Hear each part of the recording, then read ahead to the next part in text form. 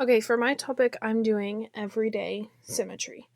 So, symmetry appears in nature, buildings, art, and even in everyday objects.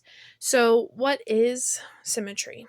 Symmetry is when something can be divided into parts that are mirror images of each other. It also means that a shape stays the same after a flip, turn, or slide.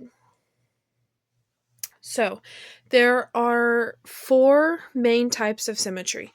The first type of symmetry is line symmetry. And line symmetry is when one half of an object is the mirror image of the other. So, a butterfly, one half of it is the same as the other half.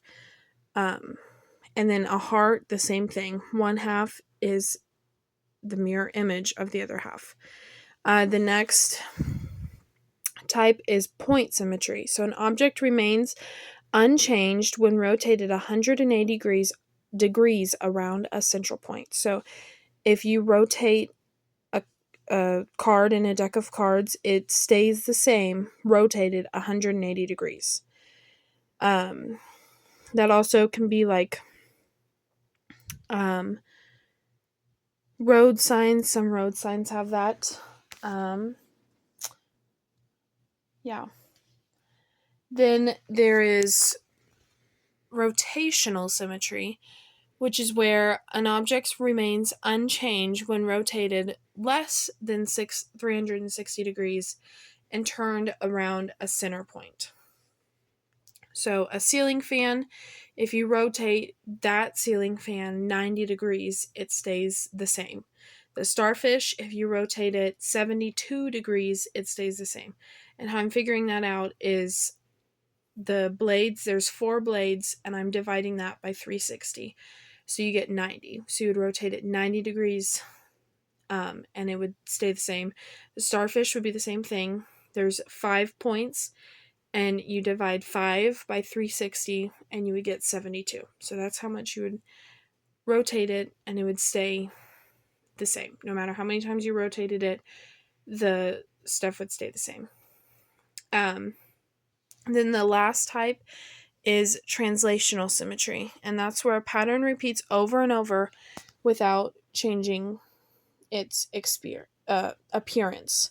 So, like a brick wall or like tile. So, some reasons why symmetry matters. It helps us recognize patterns quickly. It builds structures that are balanced and safe. Some design logos use it. Some art, clothing, and architecture. We can understand nature and how things grow, and we can make machines and technology more efficient. So, some examples. If you've ever folded a paper in half and cut it into a heart shape, then you unfold it and then it becomes an actual heart. That is because of line symmetry. And then, architects use symmetry to make buildings look balanced and stable. So,